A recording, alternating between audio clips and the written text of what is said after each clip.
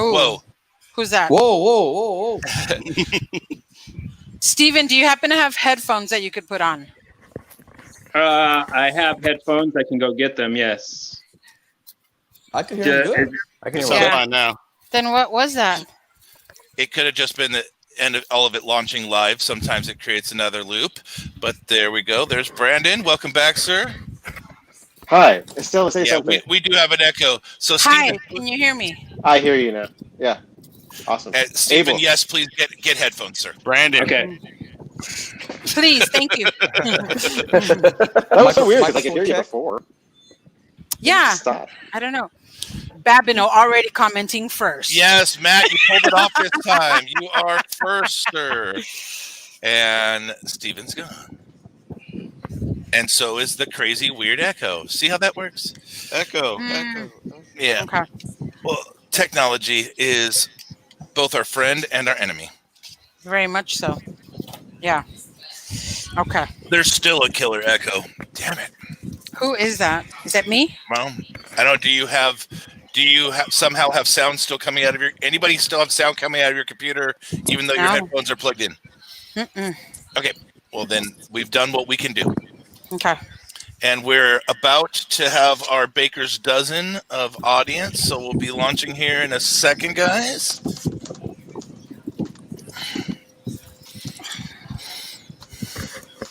Well, there we go. Here we go.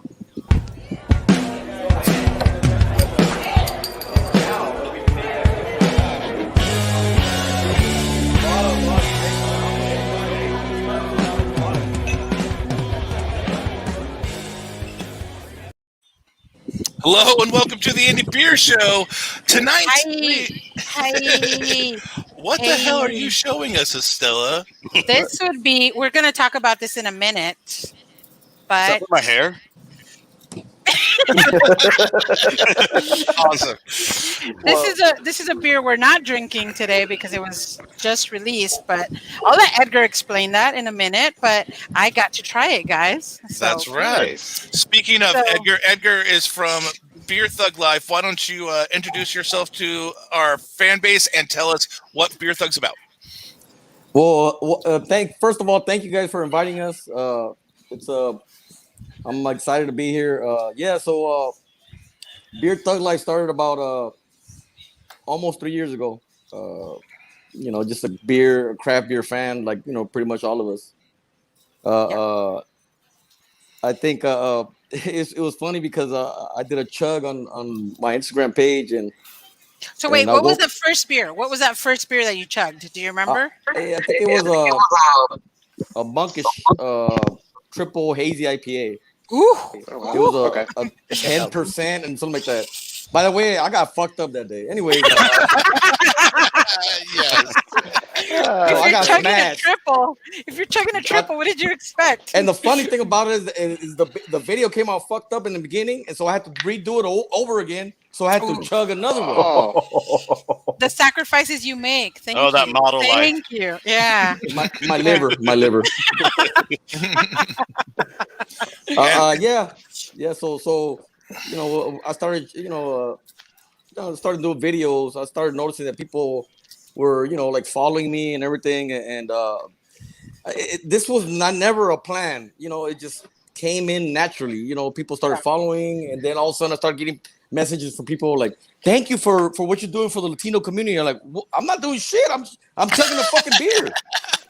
Hi. I know what you're saying, friend. I know exactly You what were you're breaking saying. that barrier from going from the the Coronas to the And the craft beer Tecates. and the Tecates. You broke that barrier. Yeah. Dude, Yeah. but I was already drinking craft beer. Literally, I've been drinking it for like 12, 13 years already, man. Well, we'll talk about that in a minute, but just Mhm. tell us about your brand and exactly you're saying how it started. So That's how it what started. progressed from there? I started getting a lot of followers. Next thing you know, breweries started sending me messages. Can we send you a beer? Can you chug this beer for us? Like, all right, cool. Yeah. Yes. Free beer, fucking A, right? Yeah. Exactly. And exactly Dude, no 4 li- seconds no to lie. savor it. Yeah.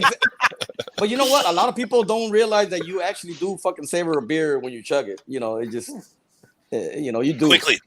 Yes. Quickly you do. But anyways, yeah. So I started receiving, messages from all these breweries, literally across the country, and they just started sending me beer, and I was just like, all right, chugging it, and I was like, this is cool.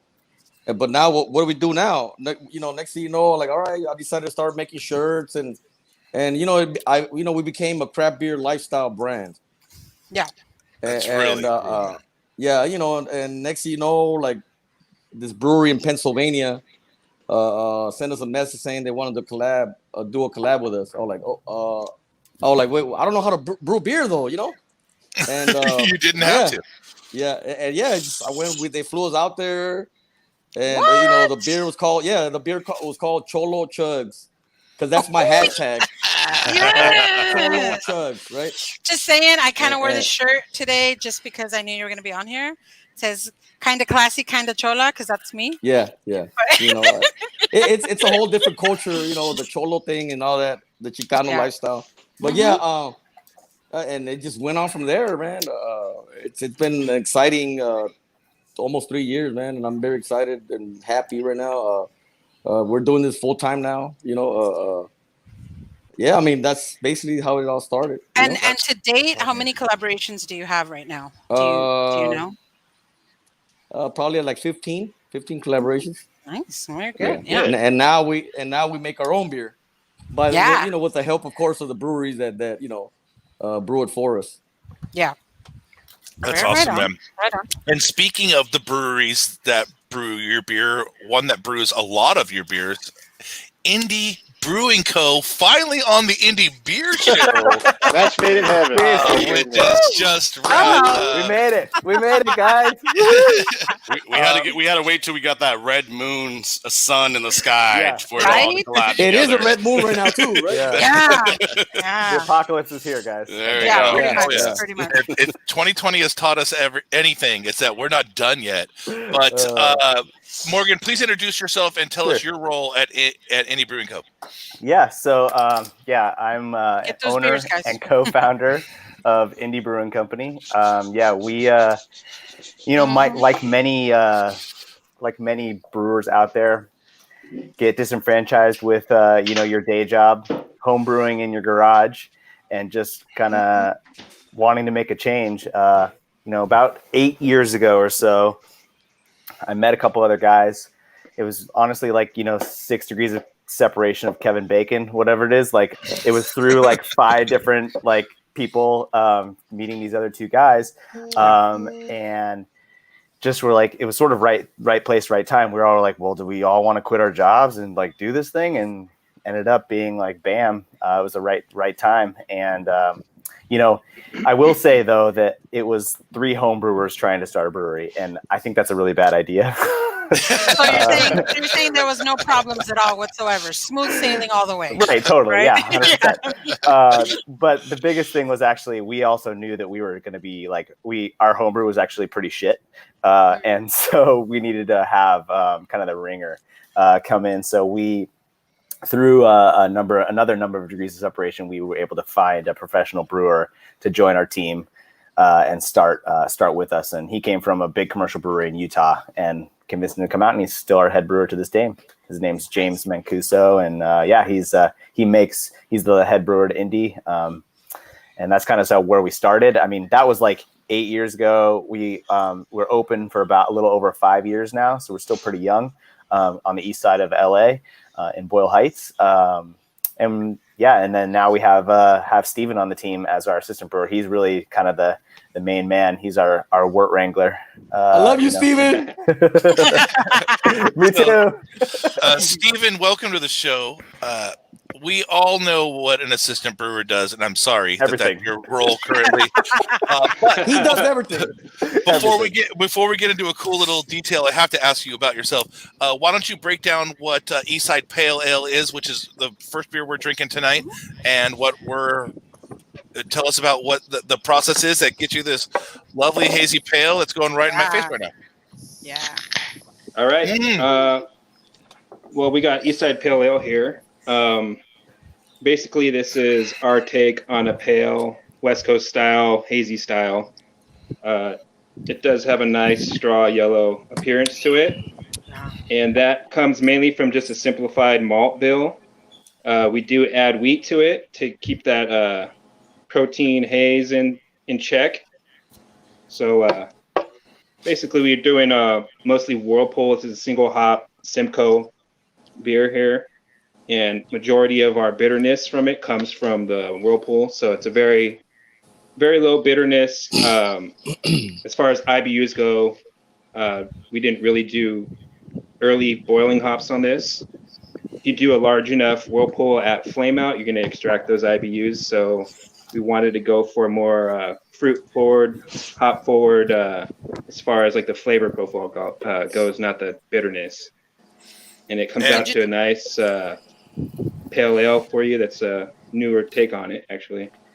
Yeah, we started this one in the garage, and we had like a blend of hops, but this is the one we like brewed, probably 30 times and tried to get it right. And then once we got to the commercial scale, we were like, you know what? Like, let's just simplify this and just make it super crushable, super tasty, and try to have that kind of pine and citrus like smashing together. And then Simcoe was the right thing. And then this is where we ended up. So what are the hops in this? It's just Simcoe. It's just Simcoe, just all Simcoe. Yeah, Wow. it's a single hop. Yeah. It kills. One of the OG hops. Yeah, this is really good. Really, really good. And until we brewed this beer, until I got to brew this beer, I never realized how much you can get out of Simcoe. It really wasn't one of my most favorite sought after hop. It was like a complimentary hop in my opinion, but we really utilize this well at Indie, and it's one of my favorite hops now. And nice. I can see why. This beer fits right in with San Diego, and if I'm sure all of our listeners that had a chance to pick it up are loving it right now. Speaking of our listeners, let's catch up with the people in the feed. Mr. Babineau, again, congratulations on being first. Yes, we can tell you enjoy that. Dan Diego's, first off, thank you for making this connection in the first place between Beer Thug Life, Indie Brewing Co, and us. Right, exactly. And then he also gave us the beer for the show, which is amazing. And then thirdly, first place in San Diego where you can get Indie Brewing Co.'s beers. Yeah. And fourthly, today ran a promo for a mixed 4-pack for our fans to be able to buy all 4 beers that we're drinking tonight for $16. What a fucking deal that is. Awesome. So thank you, Dan Diego's. Candace, of course, the better half of the Babineau clan is here. Mary Jane, nice to see you, lady. Estella jumped in and actually talked to someone. That's cool. Chad, dude, thank you for coming. Craft beer enthusiast, cheers to you, sir. Brandon says Sharice's watching. I hope that's true. And Elche 8700, thank you for joining us. And Nick from my job, yo to you, sir. So I really appreciate everyone that's listening, taking a moment to say a comment. Let us know you're here. We can tell how many people are here, but unless you say something, it's hard to know exactly who you are. Yeah. On my side, Brandon and Estella and Abel and the guests can look at the side of Facebook that you guys are on, but I can't do all that and keep my head straight. It's too much. It warps in that 14-second too much lag. Too much to do. Yeah, the 14-second lag between live and the Facebook stream while you're trying to run the stream, it really hurts. But anyways, let's get back to Edgar. First off, we have to ask you the most craft beer podcast question of all time. What is the beer that sparked your love of craft and started you on your journey that ended here with Beer Thug? The first craft beer that I remember that I had, I was with my dad at a soccer game, and here actually it was here at the Stub. It used to be called the StubHub Center. StubHub, yeah. Did you go see Galaxy? Did you go see the Galaxy? Well, no, hell no. Chivas? Chivas. Well, yes. Guadalajara, baby. Yeah, that's right. Yeah, my family's from Guadalajara. Hi. So hello. So of course I was a Modelo drinker like every other Hispanic, I guess, or even other races. But yeah. So they ran out of Modelo, right? So I was like, I'm thirsty, and there was some Samuel Adams Boston Lager. Yeah. And that was I was like, dude, this is a lot of flavor, man. And I was like, fucking hey, bro. Now, my palate has changed tremendously, right? Of course, yeah. but yeah, I mean, I was like, dude, this is real good, man. And next thing you know, I just started like, tasting all these other beers, and it just became a fucking super beer nerd. Well, that's awesome, and that's also the beer that started my life in craft. So we have that in common, Edgar. That's really right. Cool. That's right. Fucking A, Brian. It's awesome, man. How about you, Steven? What's the beer that sparked your love of craft? It goes back to the 90s. I would have to say it was Pete's Wicked Ale. I'm not sure if you guys are familiar with that one. Yeah, very. It was around the time when Sierra Nevada had just a couple of beers out. It was their stout with the red label in the bottle. Yeah. That was another one, close second. And then their pale ale, of course. Yeah. Cool. Sierra Nevada pale ale is the answer of all of craft number one beer. answer. But it's cool when we get guests on that have a different path. So what about you, Morgan?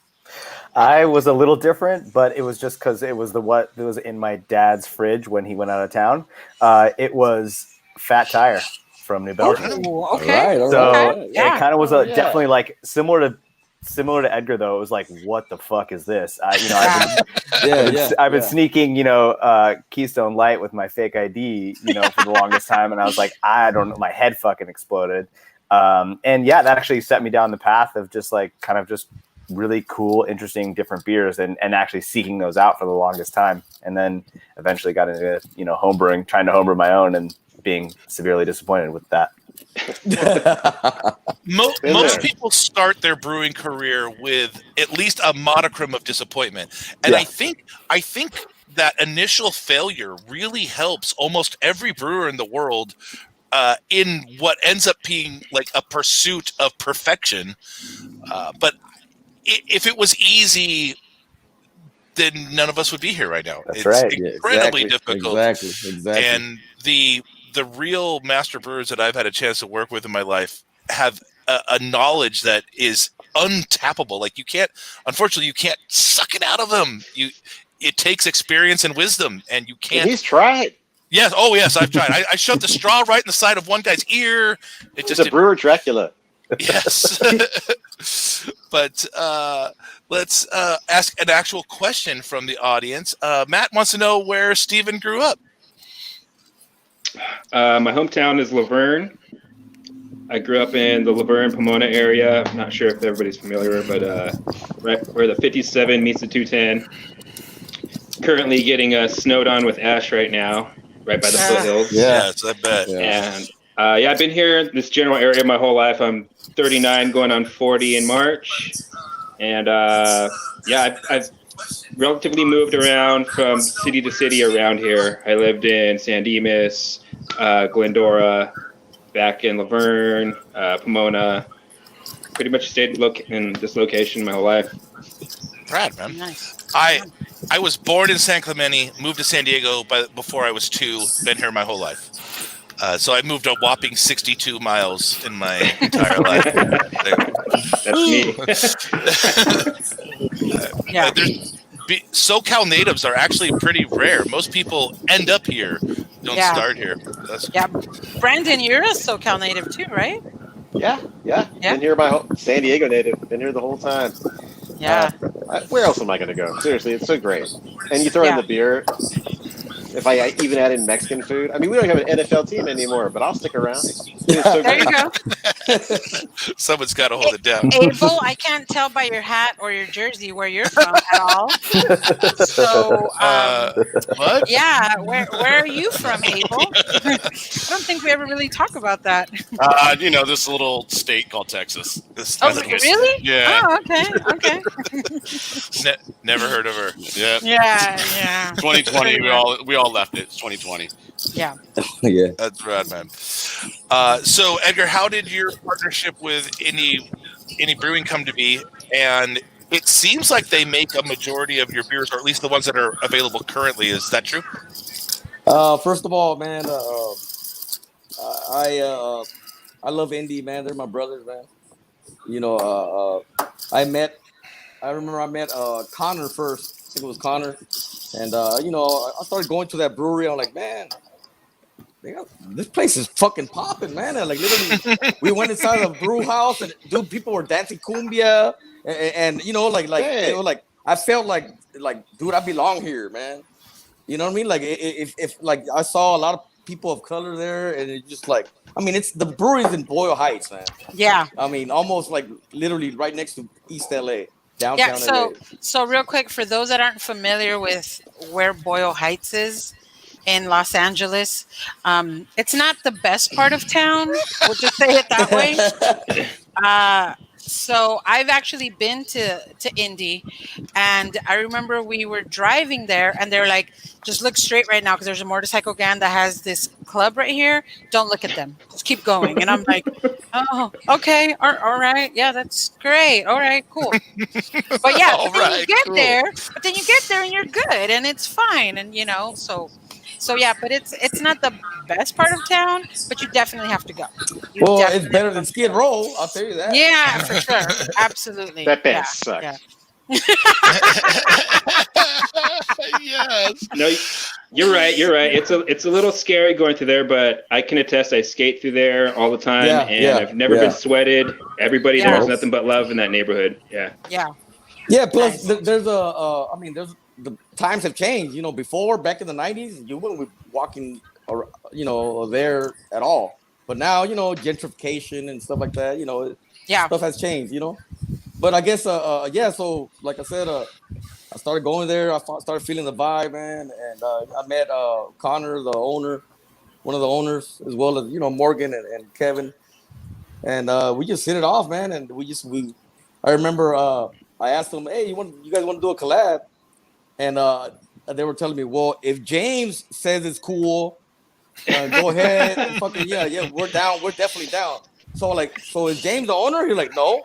So who's the owner? You guys? Okay, so they were like, "Yeah, but James." Like, all right. So I was like, "Oh shit!" So now I gotta fucking go with James, and kind of like I was like, and James is one of the brewers that like he's like, well, he's not like an antisocial person, but he doesn't like to talk too much, right? You go over there and say hi to him and everything. You're like, "What's up, dude?" Like whatever. And he just like roll. Yeah. It's kind of weird, this shit, man. So I'm like, fuck. How am I gonna fucking like convince this guy to do a collaboration with me, man? So I thought about an idea like, "Hey, man, your fucking beer is bomb, bro." I started stroking his ego, bro. Did you bring and it him fucking beer by worked. chance? Did you bring him beer? No. I don't remember if I brought some beer. But anyways, yeah. So he started talking to me about a bunch of stuff, and we started just chatting up, and we became real good friends, man. And yeah, we did our first collaboration. The place was packed. I remember when we did the collab, we did some videos, all the stuff that we do, and just India is my family, man. And when we decided to do the contracting brewing, it was like, well, they're the first ones that we hit up, and to do this contract brewing stuff. Nice. Yeah. That's freaking cool, man. And speaking of that, we're gonna get into I believe was the first beer you did that with, Nuestra Ciudad, here in just a few minutes. But we've got to get into our top 3 first. And this week we're gonna talk about our top 3 autumn beers that we're looking forward to. I can't wait for the goddamn 90-degree fucking days to be over with.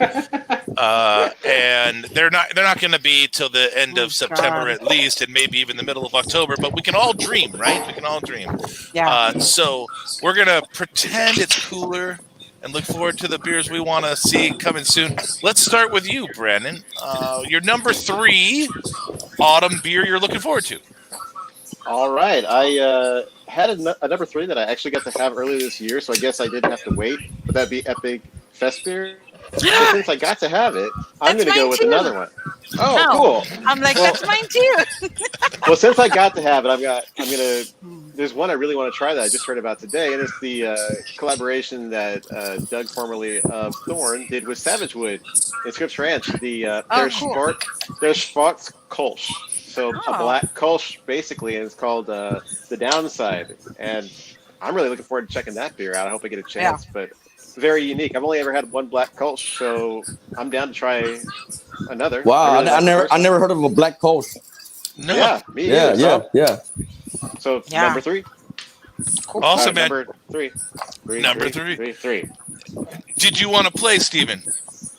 I'm not sure if I'd be much towards the game. I'm not really keeping up on the beer game. I work full time and I go home and go to bed basically. That's cool and very respectable. No problem, man. All right, Abel, you're number 3. It's very hard to decide on what beer because I'm a huge lager fan and all the lagers start coming out during October. Yeah. And so mine was Epic, the same as Brandon's. But Same as mine. Same as the so I will just say for right now until I can kind of get myself back on, I would say Karl Strauss Oktoberfest. Yeah. So Karl Strauss Oktoberfest is a great one, a great lager, and it's like Yeah. it's coming. I think that's coming out soon, or if it hasn't already, I think it came out.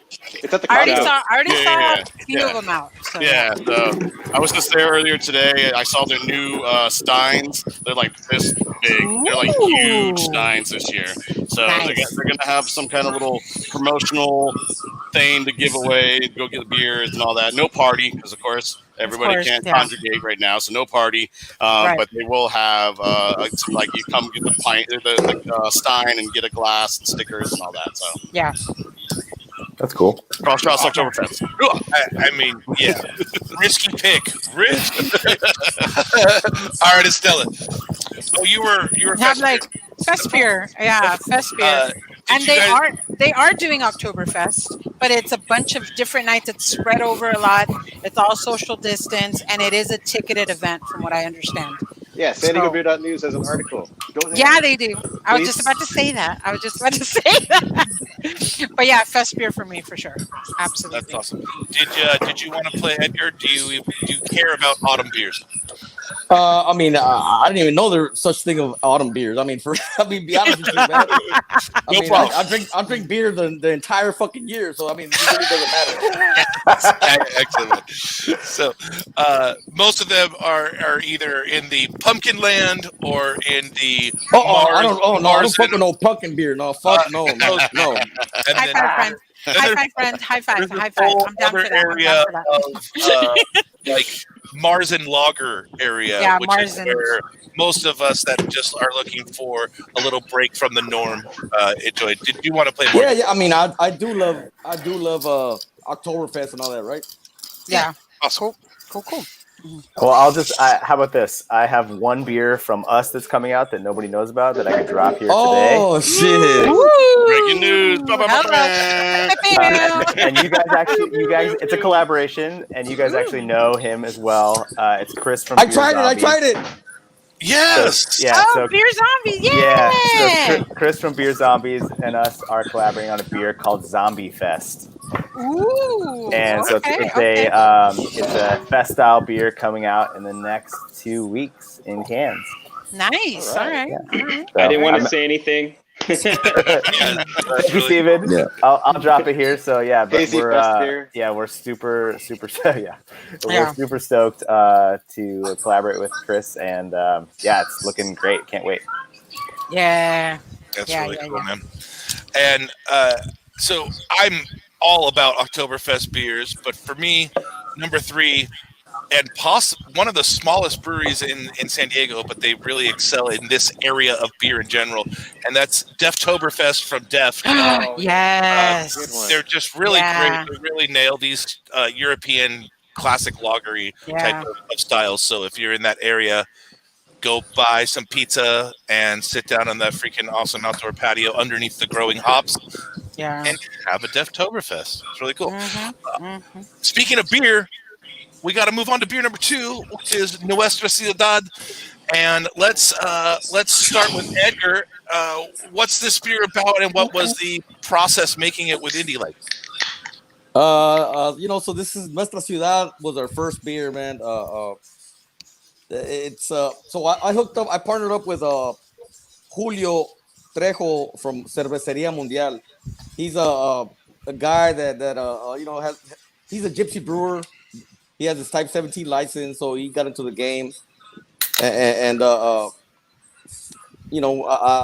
reached out to him and I told him, hey, man, you want to partner up, man? I've been doing a lot of collab. My shit is hot right now. I got a lot of followers on Instagram, and he, he agreed, man. And we hooked up with Julio. and then my other partner Daniel from Hip Hop Craft, which is that guy. I mean, it's like it just meant to happen, man, because each one of us brings so much to the brand. You know, even though all of us have different brands, when we get together, we made this beer. It's called Nuestra Ciudad, man, and Nuestra Ciudad means our city, right? Yeah. LA. I mean, and I mean, it was crazy that I was never a brewer, okay, and so I just started brewing maybe like 2 years ago. Yeah. And I just started brewing like crazy and trying it out. And one day I made this beer, this hazy. I was like, dude, this is fucking bomb. This is just as good as Monkish. I was like, what? For real? And you know, and yeah, I can understand the hesitation. Yeah. That's right. And yeah. You know, I reached out to Indie and I told him, hey, I got this recipe, man. What's up? You guys want to do something? I'll pay for everything. Because I don't know shit about nothing about doing this, you know, and I mean, they helped me out and everything, and yeah, this is our first beer. Yeah, Nuestra Ciudad, man. So if you guys see the can, it actually is like it's the LA skyline. It's downtown LA. Like, absolutely. And it's got the big LA on it. And we use 100% Mosaic hops because I love Mosaic. Nice. It's delightful. I mean, this tastes like so much orange and pineapple juice, just like an explosion. It's delicious. I really, really like it. It's really good. Really good. Wow. Yeah, this is a good representation of another single hop beer that all you need is one hop doing all the talking. Originally, when it came out, it had the strong, typical dank grapefruit notes. This is how many months ago, and it's still holding up. Now it's transformed into citrus and pineapple. It's an amazing hop for performance and longevity. Good job. So is this a beer that was just brewed the one time, or is this something that you guys have like most of the time, or just the one time? Okay, so you already know we don't have a brewery, right? So we have to depend on a lot of these breweries to brew our beers, right? So we don't. Right now, in the foreseeable future, we're not going to be having just one core beer. We're going to be brewing a bunch of beers and see, you know, if one, like, I mean, they all been selling out and everything, which is great. But I just want to keep doing different beers, you know, all the time. But right now we're in we started reaching out to other breweries where we could brew just that one beer that will be available everywhere else, you know, like literally everywhere. That's awesome, man. Yeah, you guys know, like, you want to have a beer that's new and fresh and stuff like that. And, you know, Edgar comes from, you know, just a passion of craft beer and was searching for those beers and stuff like that. So, you know, he's able to create the thing that he wants. And it's great for us, too, because we get to experiment alongside with him. And so, we're just we've done, you know, a number of them together. And, you know, with a new kind of spin on it each time, which was great. That's really cool. And do you find it a worthwhile partnership on your side, Morgan? Does it help move product, let's say? Like, is it a successful business? 100%. Yeah, exactly. And it's always, you know, we started with just sort of the handshake deal, you know, just because, you know, we love Edgar and we've had a really good partnership together. You know, we're obviously a little more formal at this point just because we need to be, you know, and things like that. But, you know, of course, you know, Edgar is an amazing personality who people just gravitate to normally. And so, you know, having his brand, you know, with us just helping provide essentially the beer behind it, you know, he trusts us enough to make the beer and we trust him to be able to sell it. And there's certainly some carryover with us being able to sell a little bit at the brewery and, you know, being able to do, you know, awesome shit like this. And, you know, so it's definitely an amazing partnership and we're super lucky. For sure. And it's don't make me cry. Don't make me fucking cry right now. God, man. You started it. There's no crying in craft beer. although I might look like a motherfucking gangster and all this shit, but you know, I'm a soft person. I love people, man. You know, people kind of sometimes they judge a book by its cover, man. But I'm a very soft person. I have a lot of feelings. We I could second Mexicans that. wear our heart on our sleeves, bro. Like I'm always saying, I'm fucking chingona, but I cry a lot, dude. Yeah. I seriously, like, no joke, I cry a lot. The way I met Edgar actually was before I joined Indie, and like you said, yeah, he's a big softie. I had a personal issue with my girlfriend getting breast cancer. He actually stepped in and shared her story. I didn't even know the guy, and he shared it to the craft beer community, and I got overwhelming support from people I didn't even know. Yeah. And from there on out, I was just like, this guy's like a brother to me, man. I hope to one day meet him. I followed all his videos. He was always thumbing up in all my videos, and we were both like, man, it's gonna be awesome when you join Indie. We get to work together and stuff. And yeah, it was a pretty cool story. The guy's a great guy, man. Yeah, for sure. Cheers, brother. They're gonna I make love you you, cry. motherfucker. They're I gonna love make you, you cry, motherfucker. Edgar. They're gonna make you cry, fool. They're gonna make you cry today. We're gonna make you I'm cry. not gonna cry. I'm not gonna cry. Oh, you're gonna cry. And it's We're just gonna have a streak. A streak Yeah. of 2 shows in a row with Oh tears. yeah, 2 shows in a row with tears. Oh. Yeah, that's not a streak we want, but it's okay if we do have it. so happy tears are good. Happy Times tears. are tough, guys. Come on, That's- you're all right. And we do have hearts. We're not dead inside yet. Just almost. Almost. Almost. Yeah, right. Yeah. So I'm like, Morgan, you're this great independent craft brewery in LA. How the fuck did a random bar on Morena Boulevard, Dan Diego's, become the first place that we can buy your products in San Diego? yeah. You know, I mean, you guys have talked to other breweries. You know, the distribution game is difficult. Yeah. The answer is, you know, this way. This way. Right? That was Edgar. Guilty Yeah. as charged. Yeah. So, you know, he is the magnet, you know, for all these amazing other people around us, and literally just was able to walk our product in and be like, hey, my stuff's good. These guys' stuff is great. They're doing my other thing. Like, would you mind carrying them? Would you want to support and that kind of stuff? And that's how it happened. It's as simple as that. You know, we're allowed to self-distribute outside of LA because we have rights signed in LA County and Orange County, but anything outside of that, we can self-distribute in California. Nice. So so anyone in San Diego who wants our beer, we can get it to them. But yeah, getting it down to Dan Diego's was 100% Edgar. That Nice. is a great That's nice. story. So Good job. I think he said the answer was hustle and hard work. That's I pretty think, much I it. think that's what I heard. I mean, And, it Yes, wouldn't have yes. happened. It wouldn't have happened if he didn't walk it in there and do all the work himself. So yeah, 100%. Nah, it just. I mean, look, if they like my beer, which you guys brewed, I'm sure they're gonna fucking like your beer too, man. Come on, man. Well, fuck, I hope just so. happened to mention Yeah. to them, hey, bro, Indie, man, it's good shit, man. They brewed my fucking beer. Oh, fuck yeah, we'll get some. Yeah, Yeah. no Nice. big deal. So, well, I'm glad it worked out. I like And that. No big deal. It's what I do. Yeah. it's rad, man, and it's a great story. I mean, we have breweries here in San Diego that like seriously celebrate the first time they get a crack into OC or a crack into LA County. So I mean, congrats, man. It's needs to thank start you. with Yeah. one, and then as demand grows, hopefully you get 20, 30, 40, 50 accounts. So I'm gonna say it right here, San Diego, be ready. We got a couple more accounts in San Diego, Ooh. and okay. Okay. be ready, man. National City, I think Oceanside and San Diego, pretty much the whole San Diego. Huh? Yeah. Yeah. I'm like National City. Jeez, I wonder where. Chula Vista as well.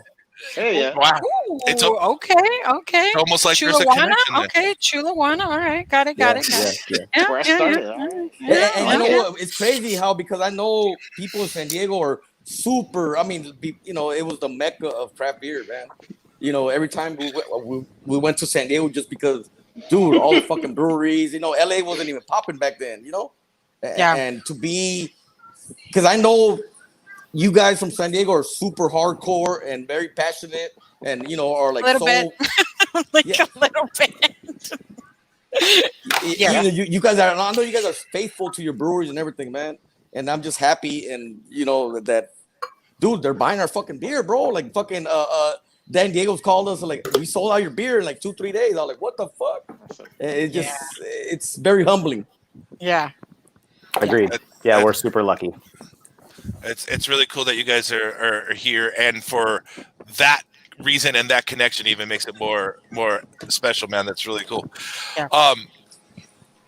Edgar, your claim to fame is chugging beers that no one else thinks you should chug. Have you got any blowback from an industry that really? Oh, but come on, man. There's always gonna be haters. There you go. There you go. Like not everyone takes craft beer as fun as you. I guess is what I'm saying. You have more fun than most people in craft beer. So I think it's also. I mean, if you buy a $15 can of triple IPA, you get to decide how you drink it. And if you want to drink it in 3 seconds, first off, I got to give you props. Your chugging skills are pretty on point. Thank you. You know, are you going to check a beer for us today? Well, of course. I thought that was mandatory, but we'll let it do it. Yes, it is mandatory. But yeah. When you do your number one, you can check a beer, please. Of course. Yeah. I mean, I'm just a fucking rebel, bro. I mean, I you know, why does everyone has to sip and with their pinky up and all kind of shit? Like I'm from the hood. I'm from Compton, California. Like, you know what? This fucking beer, what you say it's worth $100 because they sold it at the brewery in Decorah, fucking Idaho, topping Goliath, whatever the fuck it was. They only sold one per person, and the secondary market is selling for $1,000. Well, check it out, homie. I'm gonna chug this motherfucker. I love it. I love it, and I also love that there was like an instant overnight response to your charisma and your attitude, and absolutely, and just an underlining thing about being yourself really can work out in the positive if you're true to that. And so, dude, thank you for being a stand-up dude and being you. I mean, you, as Morgan said, people just gravitate to you. And while we were talking, I looked up your Instagram handle, and fuck, a lot of people have gravitated to your side of the world. So congrats on that. Congrats on your following. And thank you. Speaking of your following, do you have any idea how large your following is here down in San Diego? I do have a lot of people that follow me in San Diego.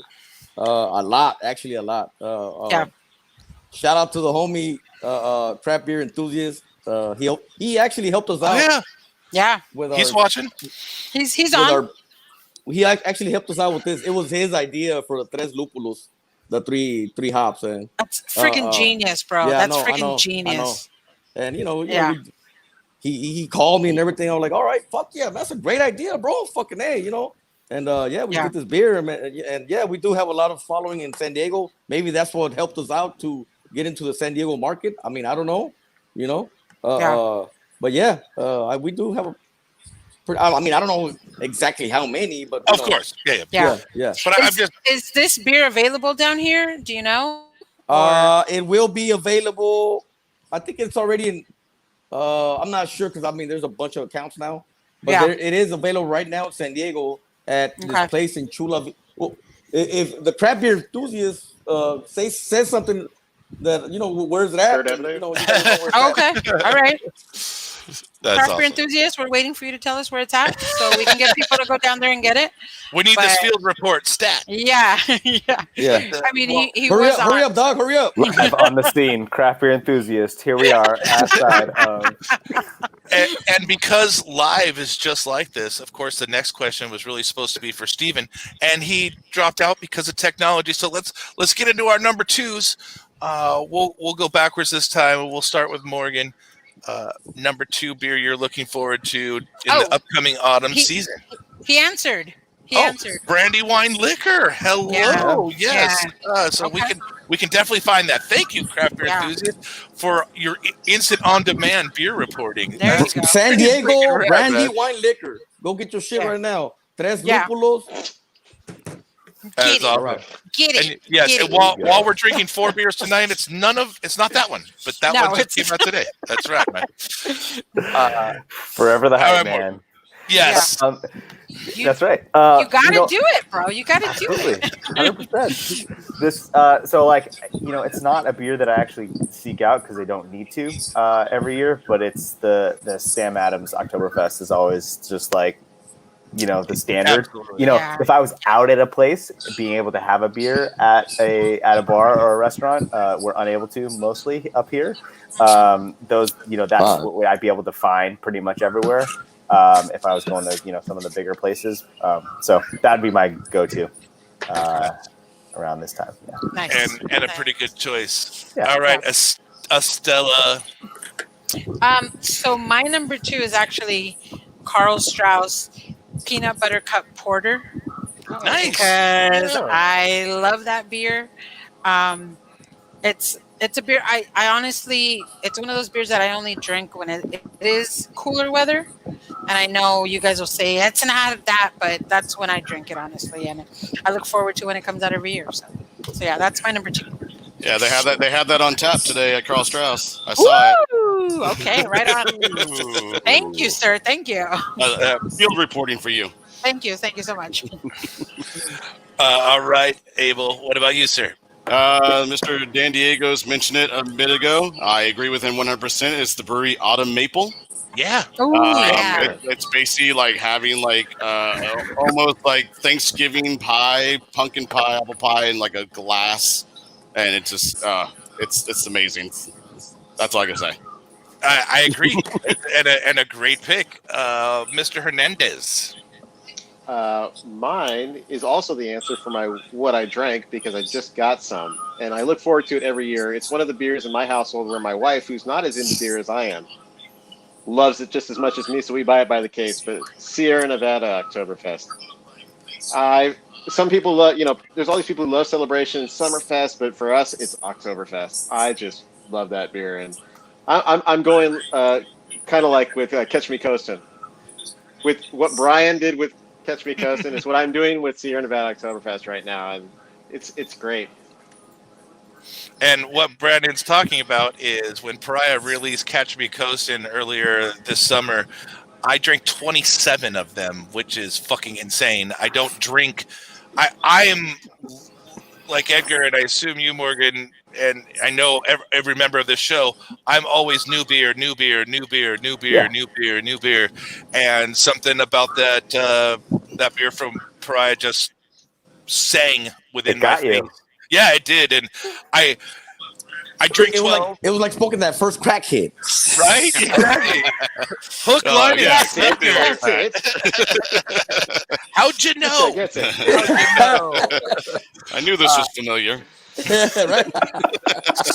So for me, my number 2 is actually a more readily available lager, but I only drink it during the fall, which is Epic's Schwarz. There, it is just exceptional, and the fact that it's available most of the year is just amazing for our city. We don't normally have very many dark lagers available, but Epic sings. It's very special, and if you have a chance, go there for Oktoberfest. Drink the Fest beer, which was half of everyone's number 3. Get the Schwarz as well. You will love it. I promise. Now, we're missing Estella for her fucking segment, but screw it. Let's jump right into it, which is what we drink. And Brandon already kind of started it off, so we'll come back to you. Let's review it real fast. What was the beer that you drank before you joined us on the show, man? Who? You, Mr. Hernandez. Sierra Nevada Oktoberfest. There you go. And you said you were on a train like I was with Catch Me Coastin', so how many beers are you in so far? It's early, so I'm about 6 in. But I'm determined, and it's readily available by the case, so I'm going to be all right. All right. That's right. All right, Estella, what'd you drink? Oh, I was actually just drinking this. Where's it at? La Flama Blanca. Oh, from this little-known brewery all the way across the street. The white flame. The white flame. Yes, indeed. Yeah. So, I went and did their podcast, Emo Brown. So I brought home a couple of 4-packs, and that was one of the ones that I grabbed. It's really good. I really like it. So yeah. Yeah. All right, Abel. What was the last beer you drank? Last beer I drank. I mean, it can't be today's because I was drinking a lot of Carl Strauss today, but skip that part. Yesterday I went down to Hamilton / South Park Brewery to go have some wings. Didn't have any wings, but I did have their new Golden Hill IPA. It was Amarillo, Simcoe, and Mosaic. It was really good. Kind of a little dry taste at the end, like the aftertaste, but it was really nice, good fruit to it, fruit notes, and all that kind of stuff. Cool, man. And I happen to see that since I apparently stalk you in social media. You ended up there with Danielle and Paul. How was it hanging out at a fucking brewery? Yeah, so ended up actually yesterday. So I wanted to go there and get wings with Danielle. Convinced her to go with me. We show up there. There's Jeff Whitaker, Paul Segura, and Scott Blair all sitting at a table with Sully, and we all just kind of, like I said, never got my wings, but I did have about 3 to 5 of those IPAs. And then He says 3 to 5. He says 3 to 5. It was 6. So, and then I had Taco Bell for dinner. So that was oh, that's good. So if you had a wife, you would have said I had a beer. Right. No, I would. If I had a wife, I would have still said 3 to 5. Hey, he's keeping it real. You know what I mean? First off, you have to really. But Edgar, what was the last beer you drank before you joined us tonight? I don't even fucking remember, man. Perfect. I think that we would say that's on brand. Yeah. I mean, for real, because I've been having so many meetings with all these breweries because, like I said, we've been trying to fucking get a couple more breweries to brew our beer. Yeah. And I think it was. What was the last beer you chugged then? Ooh, yeah. Oh, that's easy. See, there you go. The last beer I chugged was my own beer, which is So we've been alluding to this beer quite a bit. Why don't you tell us about this beer? Because we haven't actually talked about it. Yeah. So okay. Why am I getting all these fucking text messages? Fuck. Dude, you're on the Indie airplane Beer Show. mode. They see you, man. Yeah. Yes. But you're connected to Wi-Fi, so it doesn't matter if you're in airplane mode. Yeah. So Tres Lúpulos. I don't know. A while back when I was younger, we used to use this pomade that was called Three Flowers. It looked exactly like this fucking beer can. Right? All the cool kids wore it. They comb their hair. The Chicano culture. And we just thought about an idea. Well, craft beer enthusiasts came up with the name and everything, and I just loved the idea, and we fucking made it, man. Simple as that. That is the best things in craft beer seem to come that way. They seem to be organic, and they seem to just happen at a moment of inspiration. That's really cool, man. Yeah, because if you think about it too much, you're not gonna do something right. Like it's gotta come to you. You know what I mean? Yeah. And Steven, being a dick, kinda, is the opening one the only beer we don't have tonight. So I had it. I know. It's really cool. So you allegedly had it, Stella. Right. So, Steven, before the show, what was the last beer you drank, sir? I was actually drinking Edgar's next release. Ooh, I was at work today, so I was carbonating it. Excellent. Nice. That's all I can say. So we can't name it. So That's I can't really cool. speak on the finished product. Okay. That's really cool. all I can say, Yes. it's gonna be the best one yet. Ooh. Excellent. Okay. All right. Okay. And what about you, Morgan? We do a beer on the regular called Beverly Pils. It's a Bohemian Pilsner. And then we just 2 weeks ago did a special release of it where we dry hopped it with cashmere, sapphire, and crystal hops, the most luxurious of all the hops. I had one of those before we started. It was really fucking good. Nice. That's rad. And we're about to double up Steven, so you either got to drink it or open the next one, because we've got to get into find the juicy double. Oh, well, Chug it, dog. Sometimes sometimes. Oh, come on. Actually, well, I don't have mine that Take juicy it down. double with me. That's totally fine. At least we can make it up. So, Morgan, why don't you tell us about Find That Juicy Double while Sure. we're pouring into our glasses? So Find That Juicy Double is, this is actually one beer that we did pretty close to after we started. So within the first couple years, we're just like many brewers, we're super big hip hop fans. And then we were like, well, we're going to do a juicy double IPA. Just like we were talking about, the name sort of just comes to itself, like the Tres Lúpulos, this is it. And it's really just, we tweaked the formula from now and until kind of based on availability and stuff like that a little bit. But what we're looking for is just, it's super high in alcohol, 8.5 plus, but looking for nice hazy, super pillowy on the mouthfeel, and just easy to drink. We're almost little to no bitterness, but going to be super hazy in the glass.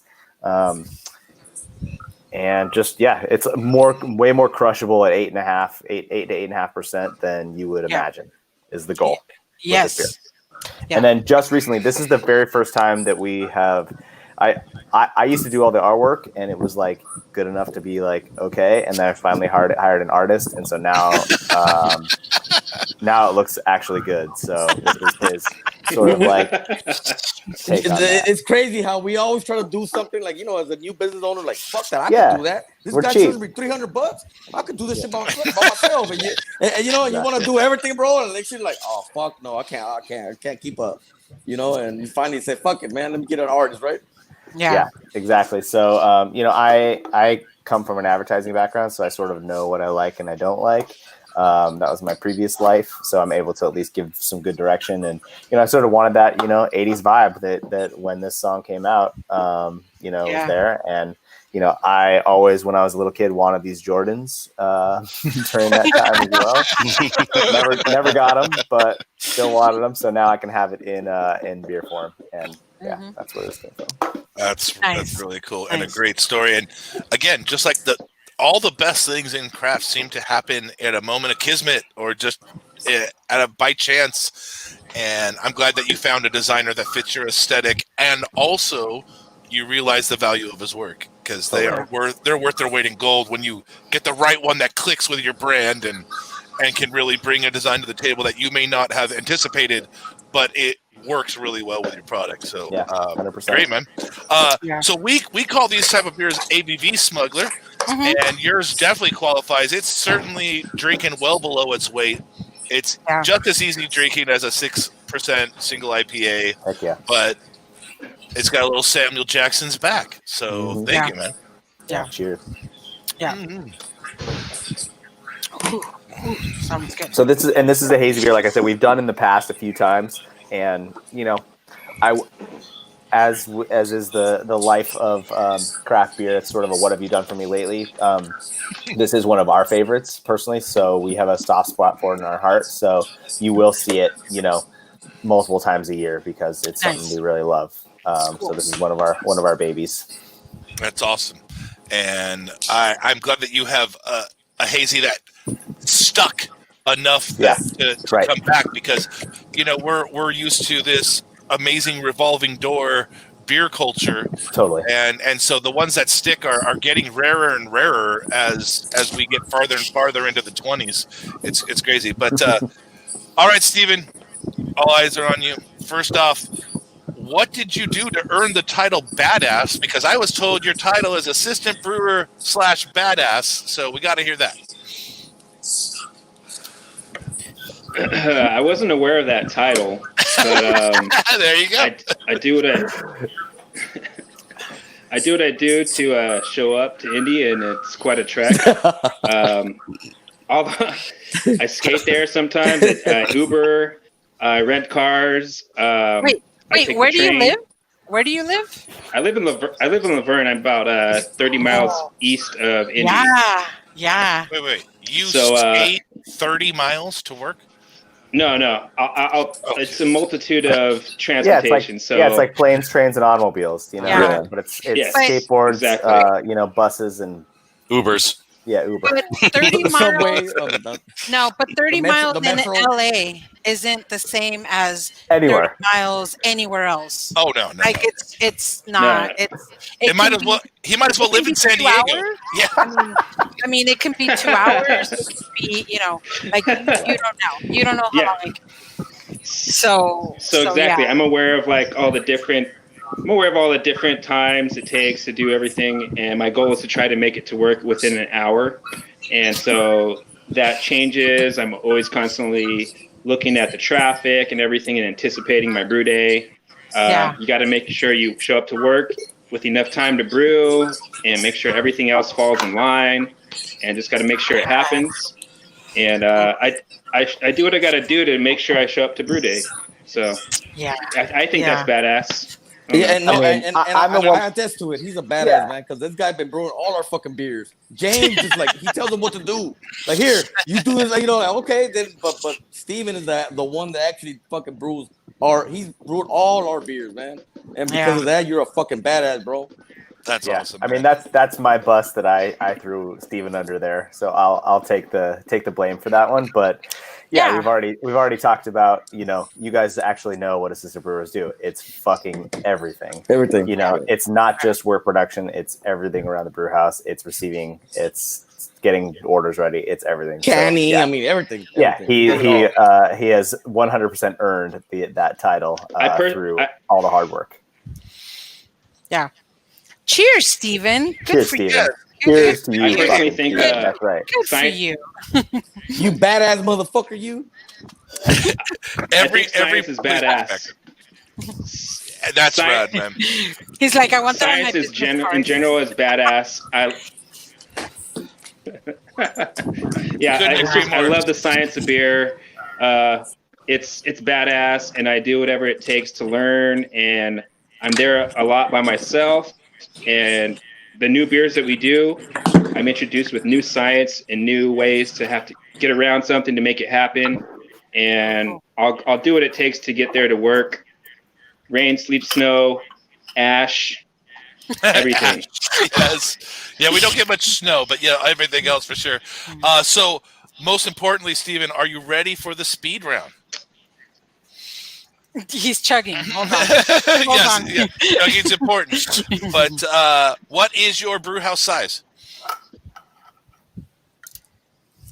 10. I guess Steven can't hear me. That's cool. What is your current fermentation I'm sorry, capacity? I'm cutting out a little bit. Oh, okay. Yeah, so I asked you what your brew house size was. The brew house is the 15 barrel capacity. Excellent. But it's for 10 barrel batches. No. Yes. Morgan Yeah. So the rate. You can answer me. I can answer. He's I'll good. do that. We should have had a big X come on the screen. What I'm guessing is every brew house is rated to a certain barrelage that you can really push beyond that. Yeah. And so maybe Morgan, who purchased the brew house, knows it's a 10 barrel. Steven is right. It does have a 15 barrel capacity, 14 to 15, but it's a 10 barrel brew house. Excellent. Direct fire. So what is your fermentation capacity? 90. Okay, and is that split between single and double batch size tanks? One single, 4 doubles. Excellent. And how many barrels Juicy did you guys doubles? produce? Yes, juicy doubles. Well done, Fred. How many barrels roughly did you guys produce last year? That's a hard. I don't remember. Like a million.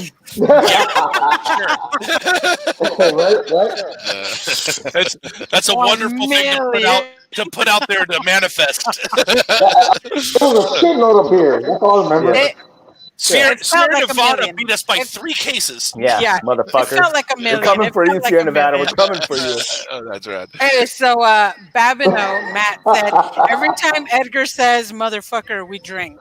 So I think we would lose at that game, guys. Yeah, we would definitely lose at that game. That's as bad as Well, we can't let Edgar know because then he'll just start saying it.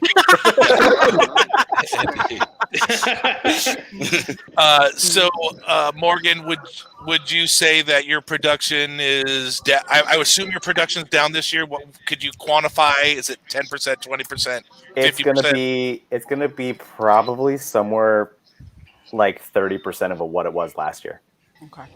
Okay. So that's pretty typical to a lot of the breweries we're talking about this year is, they were brewing 5 days a week and now they're brewing one, maybe. And so that's where we're at. All right. And man, I can't imagine being a brewery owner right now, but how has COVID-19 been for you guys? It's been devastating to the breweries down here. I know LA has a different level of infection rate, and LA is by numbers far worse than San Diego. But how are you operating? What are you able to offer the public currently? Okay, so really quick before you answer, I know you guys can't serve outside if you didn't have a restaurant component. So you guys couldn't set up beer gardens like they did here. So it's very different for you guys as it is opposed to us. So is that still the right answer that's going on in LA? Unfortunately, that still is the right answer. So if you guys remember, like a little more than a month back, they sort of had kind of relaxed everything in the city, and then sort of people started opening up. That was the only time during, the shutdown that we were actually able to have people. We were the most safe we've ever been. Everyone was wearing masks, face shields, aprons. Everything was socially distanced. We had outside seating, all that kind of stuff. Plus, we also had a meal requirement where we were able to partner with a food truck, which is we every day we were open, we have a food truck anyways. But there was a requirement then where we would make sure that if they were ordering a beer, they also had to order food, and we coordinated that way. So during those 11 days we were open, we made it work. It was really difficult, but it was great to have those people there, and we were super diligent and safe. And, I felt I was there every day and felt good about what we were doing. They closed it back down and then have, opened back up dining here in LA. It's outside only, socially distanced. They took away the, as you're saying, Estella, the allowance to third party your food. Yeah. So because I don't have a commercial kitchen at my brewery, bullshit, man. I'm not a brew pub. Okay, so how many breweries do you think are open actually? Like 3 out of almost 100. So it's only those that have food, and it's probably more than 3, but it's maybe like between 5 and 10 out of 100. So we're talking less than 10% of the breweries in Los Angeles are able to be open because they don't have a commercial kitchen. Why? We were always allowed to have, a third party to do the food. So that's still the case now. So I'm only allowed to be open for to-go beer only. Wow. Very difficult. It's really difficult. I mean, it's everything. It's obviously margin is much better because I can sell beer directly to consumer, which is great. But there's also just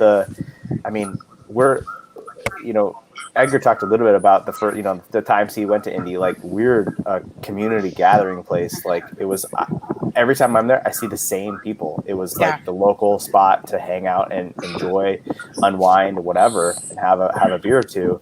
That is gone now, and so I feel just as much obviously for that business not doing great, but I feel just as much for everyone else that was using it as a place that they could relax at and stuff like that too, because I'm yearning for those kinds of things too. I'm sure you guys are as well. And are you guys doing deliveries at all? Or we are. So we partner with Bev. It's BEVV. It's a website where you can actually order your stuff online, and then they have a third party courier service that can deliver inside the radius. So through that site, you can actually do pickup for free. You can place an order online. We'll have it ready for you at the brewery. You can do courier service, or we can ship beer as well, all from that same spot. Yeah. And are you shipping all of California, or are you only shipping? Okay, all of California. Yeah, so we can do all California. And we're actually licensed also in Nevada and Arizona. So if you live in any of those 3 states, we can ship you beer. And your website to order that, or where would they go to order you can go to our website, which is indiebrewco.com, or you go directly to indiebrewco.bev.com. That'll take you directly to the store where you can order it. Cool. All right. Awesome. So I need to talk to Edgar for a minute about something that before I met you, air quotes, I thought was a little bolder, but now I see with your personality, I'm not surprised that you made this move. Visionary Labels recently completely outed themselves. Look at him. He's like, well, I mean, he unfortunately, he outed himself that he's on kind of the side of hate and exclusion instead of look at it. inclusion. Oh, and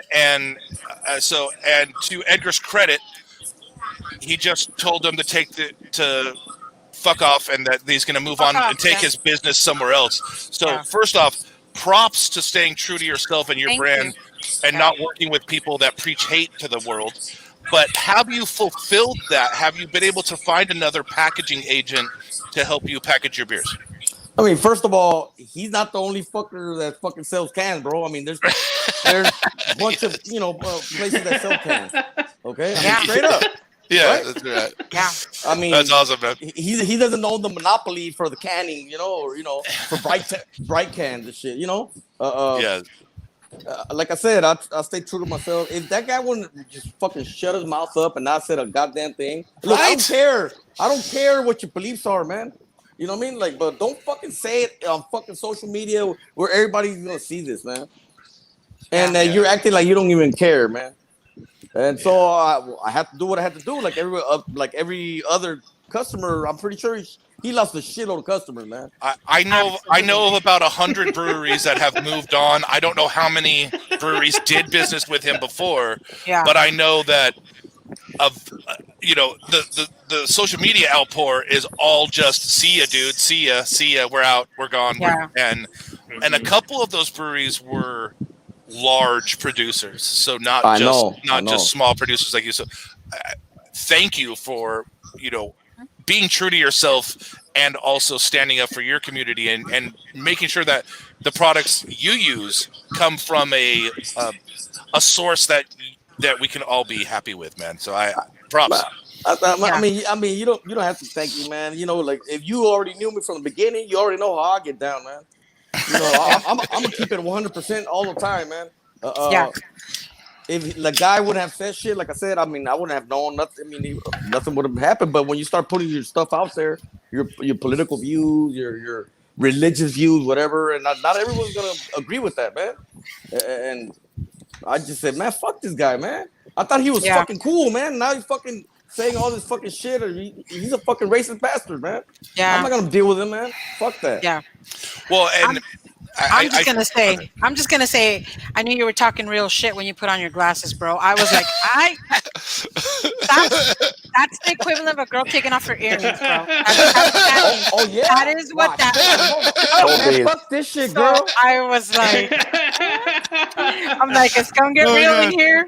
There's gonna be a whole lot of motherfuckers said, and we're gonna be drinking a lot right now. Yeah, that's right. Well, speaking of drinking, let's get into the next beer, and we mentioned it last week when we had Chris from Beer Zombie on. It's called Haze Twins, and it's Indie Brew Co, Cerveceria Mundial, Beer Thug, and Beer Zombies, all on there. Here, we'll go to Estella. Show us the label again. Sorry, I wasn't fast enough on the click. But how did this beer beautiful can, by the way, friends. Another great job from your design. So hilarious. But Edgar, on your side, how did this beer come to be, and what's it like working with Beer Zombie? Well, before that, shout out to Proper Glassware, Eric. Thank you, man. These guys been killing on the fucking label designs, man. Yeah, that label's fucking fire, dude. When I can afford to pay you, I promise you I'm gonna pay you, dog. Fuck, man. I told you right now, just work hard for the team right now. I'm gonna get you, dog. Trust me, man. That's awesome, man. But anyways, Chris from Beer Zombie, he's a very good friend of mine. Man. I know him, I've been known him for a while already. When I started my brand, I used to look up to that guy, man. Pay the dude. Yes. The lag made it funnier. That's awesome, man. But was I lagging? What the fuck? No, Steven. Steven's like 20 seconds behind us. It's awesome. 8-bit Steven. Hey, this motherfucker, what do you got, a motherfucking 56K modem, dog? Yeah, upgrade. He's got dial-up He's going through That- AOL right now. Yeah, No, we AOL. got He's got an Yeah. AOL account going on. We got you, brother. That's First right. link. Yeah.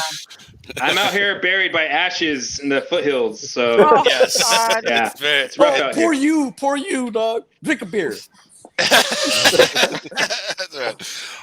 So, Morgan, what's it like for you? You know, working on a beer like this that has 3 collaborating partners, 2 brands, another brewery. How do you guys put all that together in a way that's harmonious and ends up with a great product? Totally. I mean, I'm going to keep sounding like a record here, but Edgar's the glue that holds all of those things together. You know, he is the collaboration point where he can, he's the person that everyone is sort of, gravitating around and who looking up to lead sort of the project.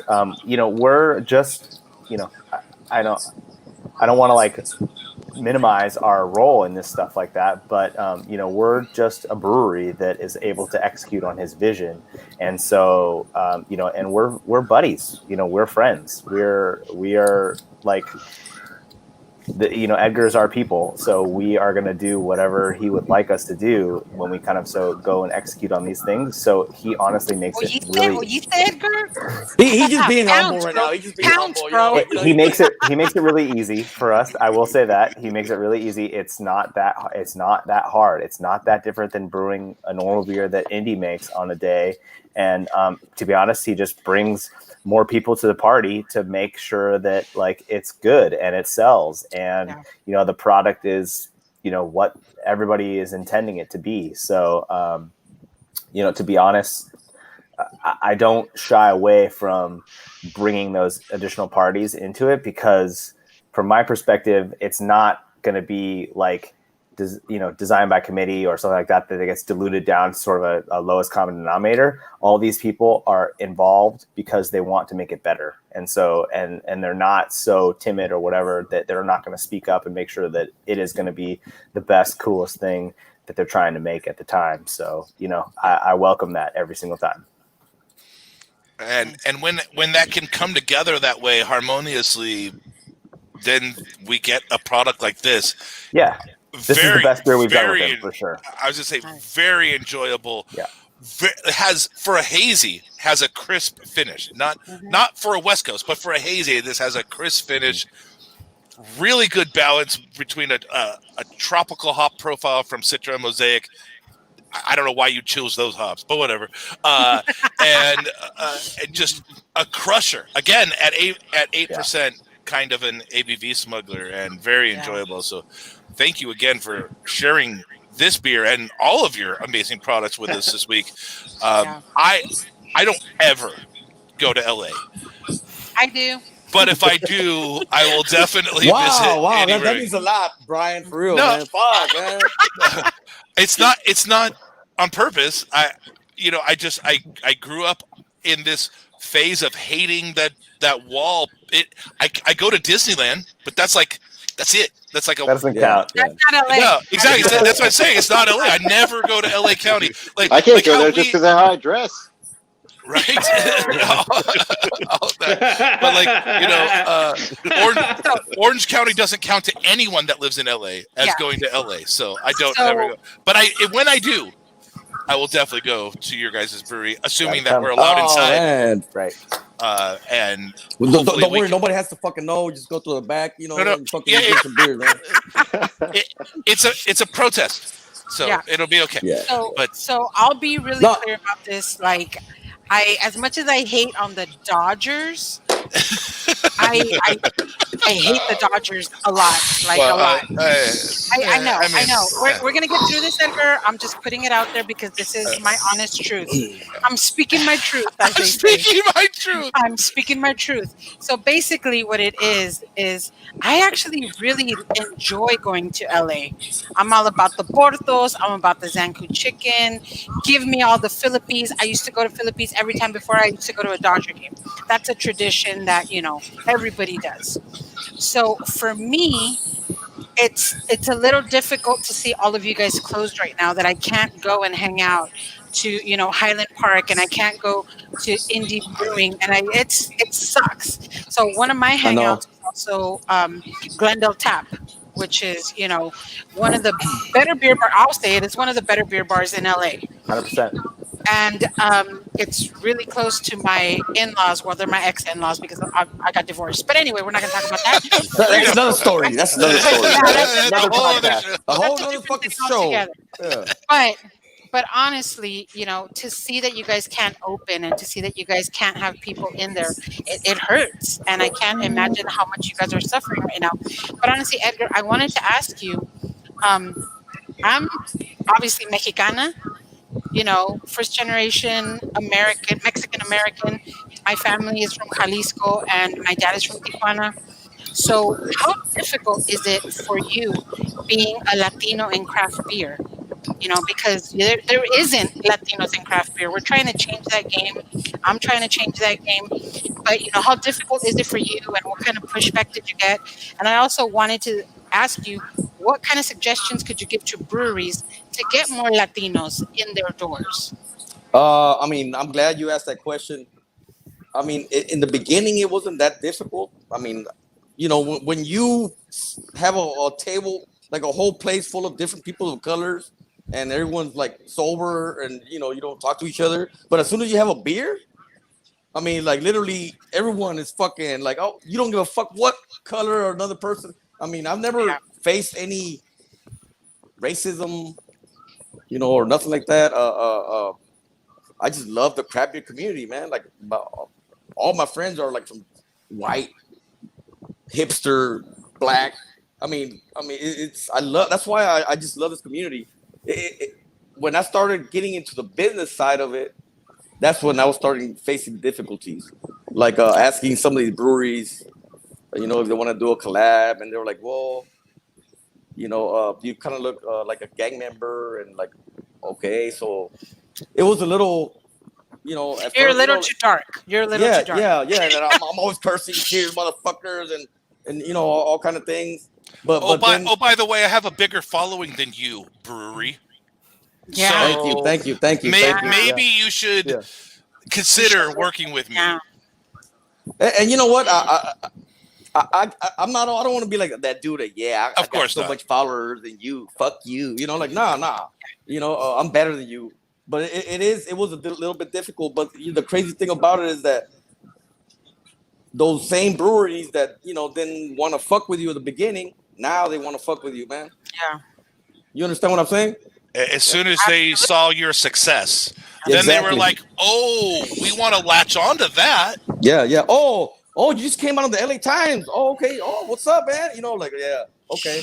But you know what? It's all good, man. I don't take shit personal. This is a business, and you got to keep, like smile and say, "Hey, what's up?"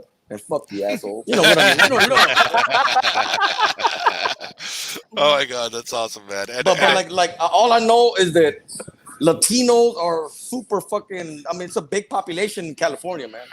I mean, literally, you go to places like fucking TJ. I don't understand why these breweries, they don't try to get that customer, man. Like the market to that, culture. Yeah. And we're seeing a little bit in San Diego, spread out a little bit more in the last 4 or 5 years, kind of attracting more of the Latino culture. And I'm seeing it in LA actually accelerating faster than actually down here in San Diego. Beer Thug Life, that's why. Come on, man. Absolutely, props where it's due, man. And it's great. We can all benefit from inclusion. Every industry, not just craft beer. Exactly. Life is more interesting when everyone is at the table and equal and can hear and be heard. And so, props to you, Ben. And I appreciate what you bring to the table. A lot of times, people underestimate some of these what like some breweries might consider outside craft beer brands. Right. What their importance is. I asked you that question because I get asked that question a lot. with the Mujeres Brew Club that I'm doing here in San Diego, I get asked a lot of the times, how do we bring more Latinos in the door? And I'm like, I can't give you a 1, 2, 3 answer. There's no way to really tell you this is how you're going to bring us in the door. But can you at least try to include us in some way, shape, or form? Then maybe you'll get more of us inside.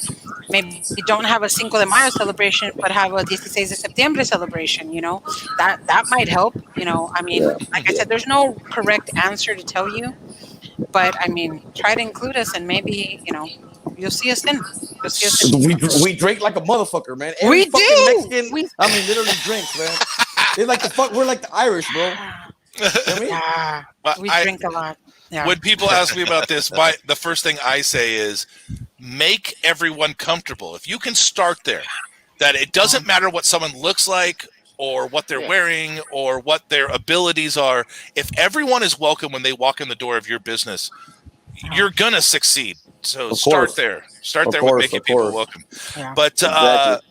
Brian, Brandon, that's big wisdom, though. Like, I mean, to be honest, like Indie was like, it's 3 white guys opening in East LA. Like, what the fuck, right? Nah, well, Kevin is technically married with a Mexican woman, so sure, but he is not Mexican. But he is not Mexican, so he's white. Yeah, he's actually Irish, so he's the most white of all of us. But like, he wasn't acting like that when we went to Vegas to that Beer Zombies event. Beer Zombies were like, yeah, it was so fucking. Anyways, go ahead. I'm sorry to cut you off. I just mean to say, Brian, is like, if you are authentic to your mission and of inclusion, and we always wanted I always envisioned my brewery as a place where people would want to come. It is almost an extension of my living room, of my backyard, of my garage, of whatever, where like the community that I have around where I live. If I could just extend that beyond that and make my brewery feel like that, that was always the intention. And so, I hope I brought that there, and I think Edgar saw a little bit of that, and I think that you're just reflecting that, Brian. So I just want to acknowledge that, people do have that goal, and Estella, it is possible just by being authentic and being who you Absolutely. are. Even though I'm a fucking white guy, from Idaho, it's Wait, you're white. You're really white. I know you're white. Yeah. So it's possible. It's possible. And, just by being true and being inclusive and all those things that you're talking about. Yeah. I often feel this weight as a fat, bearded white guy podcast host, and we love fat, bearded white guy. By the way, okay. Thank you, Edgar. I appreciate that. But it's all good, dog. They're something to look forward to, Morgan. You guys are like right next to each other. You're like the before and after right now. I'm you 25 years in the future, buddy. Oh, fuck yeah. All right. Dude, I still keto. I still remember about 5 years ago, my doctor was like, dude, what happened? And I'm like, I don't know. I ate everything and drank everything I ever wanted for 25 years. I don't know what happened. Fucking Stuck up. Yeah, right. Exactly. I will tell you this. I earned every ounce. So there you go. We know that. All right, Mr. Hernandez, it's your time to shine. Welcome to the San Diego Beer.News segment of the show. What the hell is going on in San Diego craft, Brandon? There's quite a bit, actually. So Duckfoot Brewing. This is kind of a funny story. Several weeks ago, I got word in contact with them about the fact they were going to close their East Village kitchen and tap room, and had written the article, all ready to go. And they said, "Hey, hold up, don't post that." And I said, "Okay, why?" And they said, "Well, we might have some way to get this open with a new food vendor." So down the street from their East Village spot's a place called Harvest Grill, and they approached them about coming in and taking over the food and service element of Duckfoot down there in the East Village. And so they're going to go ahead and do that. They're going to put in an entirely new menu. Whereas before it was gluten-free to go with the gluten-reduced beers, it is going to be all sorts of food, but no cross-contamination. They're putting a big focus on that. But instead of closing, they're going to open up on Saturday with a bunch of specialty beers, so it should be a lot of fun. Nice. That's freaking cool. And that's great. And it was awesome to hear that somehow Duckfoot found a way to save that location. packed downtown in the Gas App area. There was nowhere for them to make an outdoor space to serve. It didn't make any sense to be able to open that kitchen, so they were kind of focused on saving their headquarters back at Miramar. And it's really cool that they were able to find a food partner that will allow them to reopen East Village. It's hopefully they can scratch out an existence and get to the next Padres season, because as we know, every location in East Village depends on the Padres and that huge weekend business that really keeps them alive. So hopefully next year we'll be able to go to the fucking game, and then they're finally good after fucking half my life, and we can't beat it. Anyways. Dude, the Padres are playing real good this year, man. I was like, what the Watch fuck, your back, man? bro. Watch your back. We're coming. We're going to be at your heels. I don't Look. think you need to be scared this year, but maybe next year. But Look, Yeah, I mean, they're Edgar's gonna be laughing a at us. team. No, 17. Edgar's laughing at us. Mike is laughing at us. They're like, yeah, right. Get out of here. Exactly. Yeah. We're Liquor store gonna- Mike is laughing at us too. I know. We're going to go to the dance, but I don't think we're going to get the crown. But anyways, it'll be fun to be. Dude, just think about how awesome it would be to be playing baseball in October. It's been a long time. I believe. And I It's an honor believe that just to the be Padres invited. are You're gonna the play in October, brown. man. You're the brown. Yeah. I will say that though. Yeah. That's right. So yes, of course, we've got some Dodger fans speaking up. That's how it works. No matter, even if we were just talking, having a normal San Diego podcast, the Dodgers would be mentioned. But yes, Mr. Bobineau, by the way, points out that we should do an opening day event. Oh, you're opening another one. Fuck you, Estella.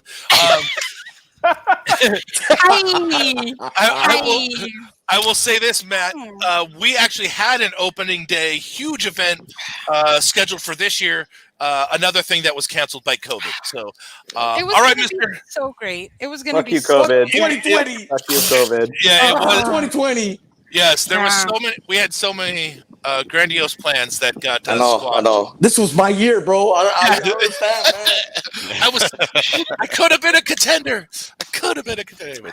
But that's great news for Duckfoot. And then speaking of great news, Brandon, West Brew, soon to open at their main place in Vista. They're going way fucking big compared to most breweries that have opened in the last little bit. Why don't you break that down for us? Okay, so they're opening in Vista, as you said, with a bunch of craft beer veterans behind the business, and that includes Peachport head brewer, Mr. Jay Jones, who everyone knows, directing their sales, and then some other folks that are a little more behind the scenes, but folks that who have been in the community for a long time. That's exciting on its own, but even though they haven't opened and they won't until the end of the month, they already have 3 satellite tasting spaces lined up, and they're not just tap rooms. They are going to be food equipped tap rooms, and in pretty decent spots. I mean, one of them is in Del Mar on the main drag there in downtown. It used to be a place called Tasting Room Del Mar. That was a fantastic restaurant. If anyone's ever been there, lots of space outside. Yeah, great. They had great tap beer. The taps are right in there for them, so that should be pretty cool. They have a spot in Oceanside, about north of Bagby Beer on the Coast Highway. Ooh, okay. And they have a third in the East Village. When I reported on this, I got to jinx Eric Hosmer and cause his injury by saying that it was a Hosmer homer away. The next day, boom. And then he broke a finger. Come on.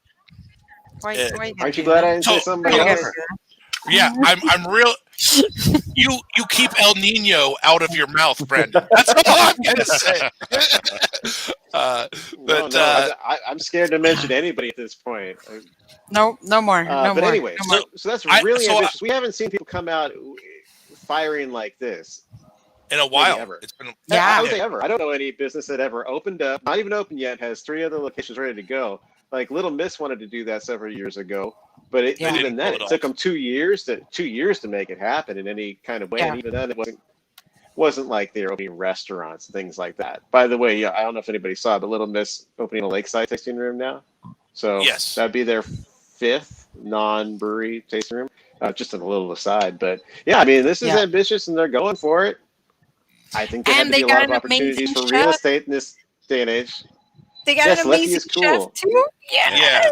So, I'm so excited. Letty McKenzie is their head of all of their locations for food, and she is a great chef and has always excelled at the beer pairing meal type of food. So I think she's a great fit to be head of this division for this for West Brew. So I went the last class I took at San Diego State's craft beer program, which was Draft Systems 2. I met Josh, one of the founders from West Brew, and we were lucky enough that they shared some of their beer with us. Actually, Mary Jane, who just commented, was in that same class, and she got some of the same beer. Their beer was great back then, and that was a year and a half ago. And so I'm really looking forward. Wait, this guy whips out a blunt in the middle of the show. Anyways, I'm. No, it's a pen, okay? Brian, it's a pen. It's not a blunt, okay? Okay, well, still. I'm like, he's been smoking throughout the show. Did you barely catch that? No, I was being nice. I was being nice. But I'm really looking forward to seeing their I told you in the beginning, place. okay? It's cool. Fucking technology. Oh, he's on dial-up now. Funny. Sorry. Yes, it's okay. But I look forward to that first place opening. Real quick. So OC Brew Girl is saying hi to all of you guys. That's Mary Jane. She wants to say hi to all of you. Oh, yeah. Hey, So Mary Jane. I know. Hey, shout out Mary Jane, OC Brew Girl. Much love. Yeah. yeah, she's awesome and freaking a awesome. great supporter of the show. Yeah. And to round out the news segment, Brandon, another brewery purchased by a kombucha place? What? Kinda. What is going So on? 32 North, they've been around several years. They're in Miramar.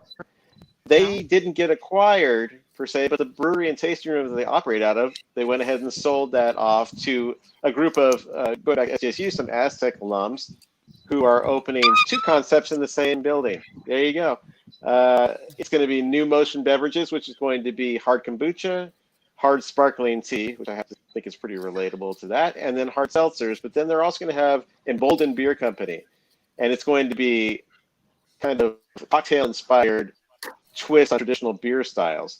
And all of this will be made by folks who are integral to the entire Mission brewing system, who have now come over from there to this new operation. And in addition to brewing those beers, they're going to be brewing 32 North as well, because most of their business is retail anyway, in spots that aren't really like high traffic by the craft beer bars. They're more like interested in getting the airport and places where they do high volume. So they've got a lot of people who want the beer still.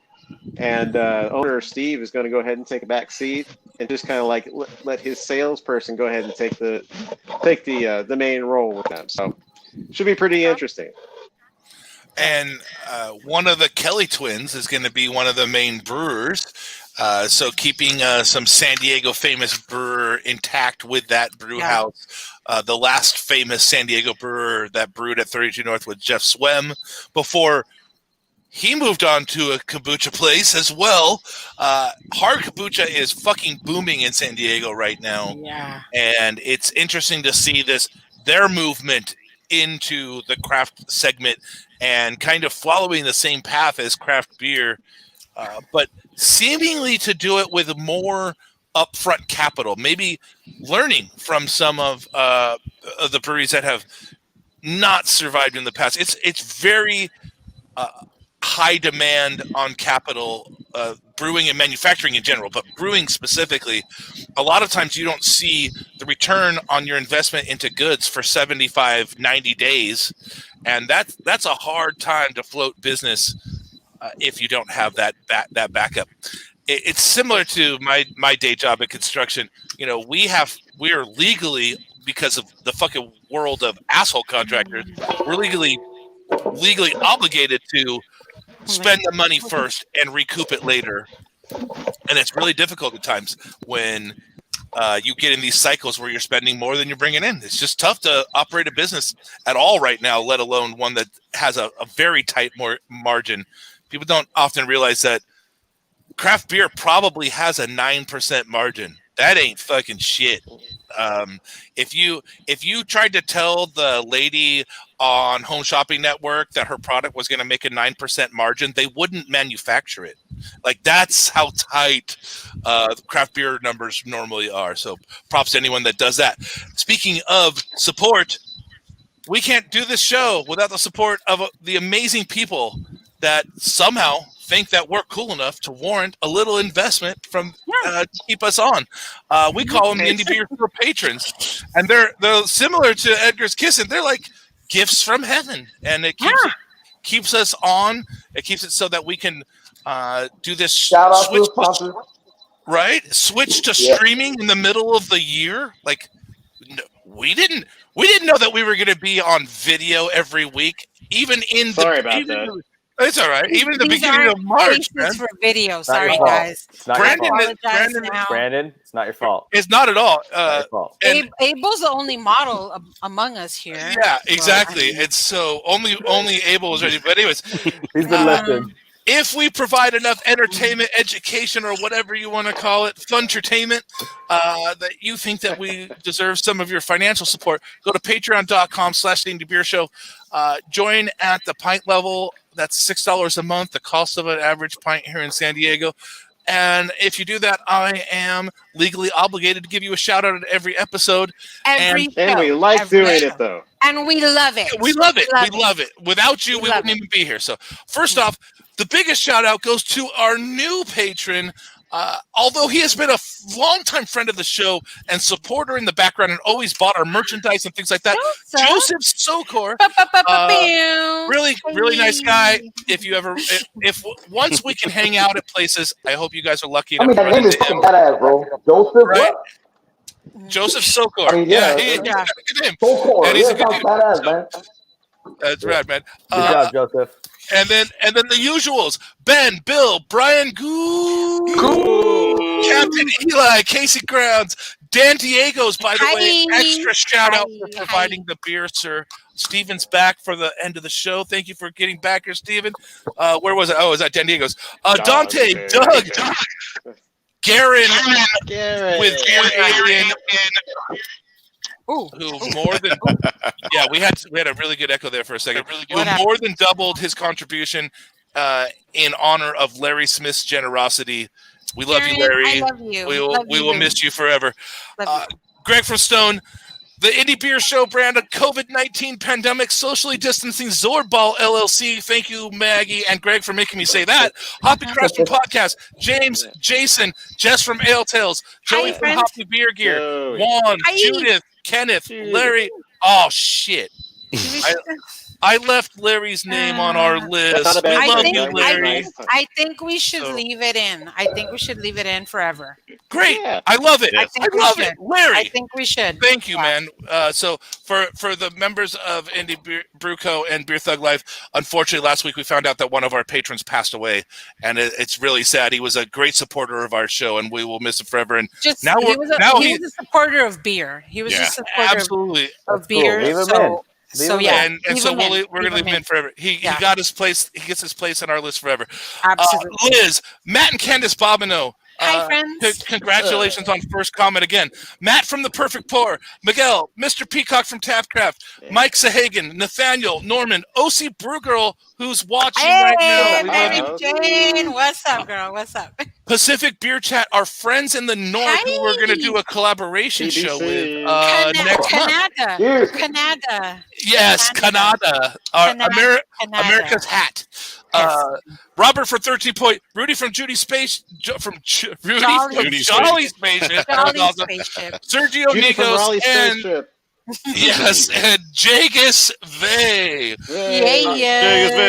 So before we get out of here, we got to break down our number one beers of the fall season that we are looking forward to, and we're going to start with Brandon Hernandez. What is the number one autumnal cerveza in San Diego that we should all be looking out for? Autumnal, wow. It used to be called Das Kellnerin. Then it was called Die Kellnerin. Both names suck. So now it's called Society Fest Beer. And I would really that was my favorite seasonal that came out when I worked there. And I'm looking forward to having that again. Really tasty beer. That absolutely, and while society doesn't brew them as often as lager lovers want, when they do brew a lager, they really fucking nail them. So Yeah. when society puts a lager on, get your ass over there if you're a fan. Mr. Abel Garcia. I love Society. Oh, they're the best. And Just so you know, just keep an eye on it. It's coming out pretty soon. All right, it's coming out soon. This weekend, right? Yes. Tomorrow, This right? weekend? All right. It's coming out tomorrow, and I think we should have the cans and everything. Like they're canning today, so that's all I can say about it. Okay, is it going to be Steins? Wait! You fucking said canning it today? Ooh. Friend, is it going to be Steins? We are thinking about doing something with the Steins again, and having like a little kind of purchase where you come in and get the Stein. There's no party, right. We'll have something. It hasn't been locked down yet. Okay. You let us know. You let us know. I will. All right. So while we got you, you're number one. So my number one society fest here. Yeah. Hey. Of course, that's rad, man. Well, actually, my number one was gonna be, but you said does it have to be San Diego? No. Okay, so my number one is the Great Divide Hibernation English Style Old Ale. What? Oh, that's a good great beer. pull. That is my number one seasonal. So all right, that's cool, man. With I like that. pumpkin spice. What's that? Pumpkin spice.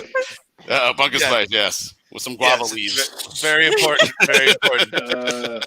All right, Estella, numero uno. Okay, so it's not a tie because you I guys have always two. say I have a tie. No way. Fuck you guys.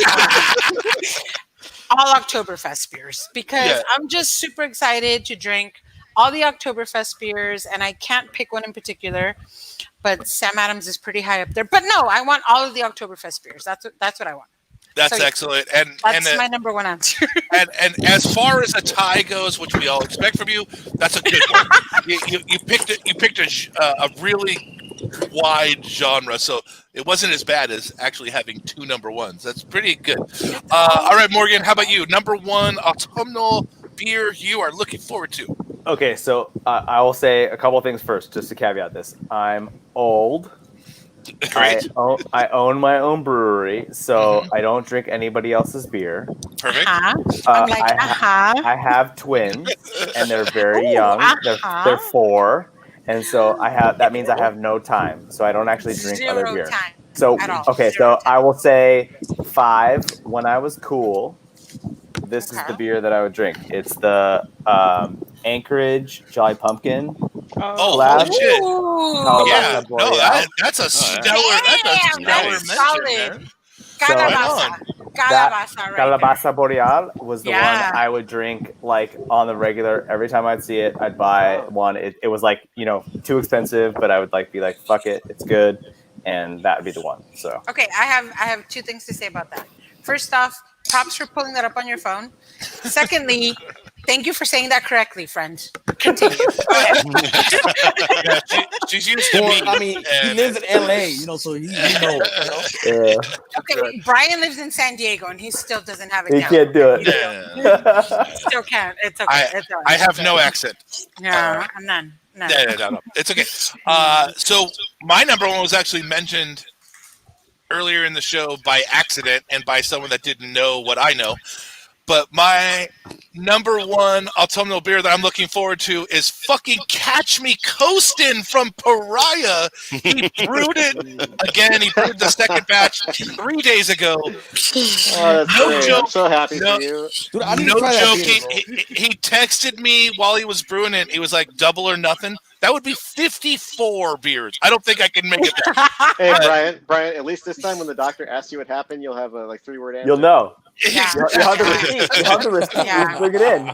So in roughly like 3 weeks or so, we can expect Catch Me Coastin', a gnarly, perfect balance, easy drinking West Coast coming back from Pariah, and that is my number one beer that I was looking forward to for the fall season, and I didn't even know I was looking forward to it until about 2 days ago when I got that magical text from owner/brewer Brian Mitchell. Excellent. I'm going to LA in 4 weeks, so I'll take that up for you guys. Okay. Yeah, I'll drop you off some.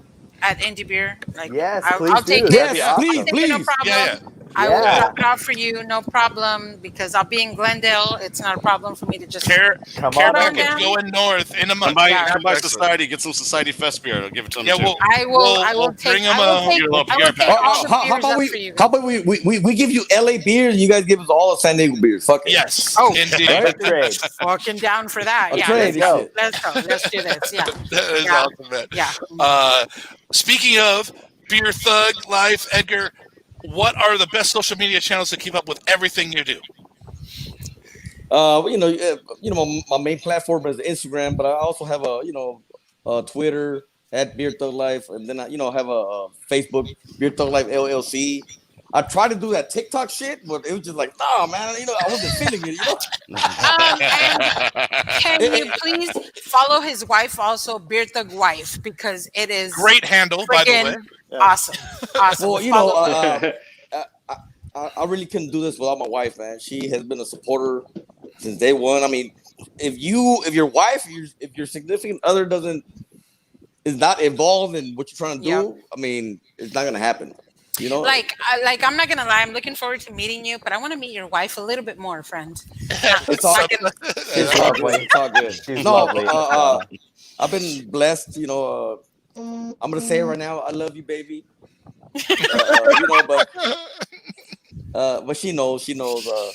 It was very hard, to do, Beer Thug Life, doing all this that we're doing and everything. And in the beginning, I mean, all I know is that she's been there through the bad, and of course she's gonna be there with the good. You know what I mean? Yeah.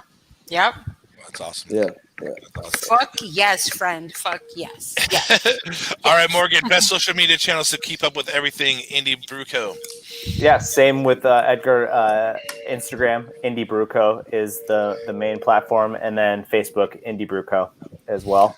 And then our website, indiebrewco.com. And I mentioned it earlier, if you want to order online, indiebrewco.bev, BEVV.com. Get those boxes in the air right now. All right, Edgar, you promised a chug before we can go. I'm ready already. Okay. All right. What's that beer, Edgar? So I'm gonna chug. I'm gonna do a shotgun. Okay. So this is Para Mi Gente, our collaboration with Indie Brewing Company. That is a beautiful can. Oh my God. This beer is my first beer that actually is going to be now available year round, I believe. Yes. I think it became one of their flagship beers. So I really love this beer. That is a gorgeous can. It's Gorgeous in the tank. can. It's in the No, tank it's again. also It will gorgeous be out fucking beer. again. It tastes good. Yeah. Yeah. Exactly. Yeah. Exactly. Whew. Whew. All right, hold on to your shirts. All right, people. so I'm gonna chug this beer. So I'm gonna do it like how I do it on Instagram, right? All right, 3, 2, 1. What's up, homies? Your boy Edgar from Beer Thug Life, and today's shotgun is Para Mi Gente Mexican Lager. A shout out to the Indie Beer Show, Woo! Yes, sir. Yeah. Thank you. San Diego Beer News, Yeah. Man. and all I'm my chugging people a- out there, dog. Beverly Pills at the same time. Cheers, motherfuckers. Nice.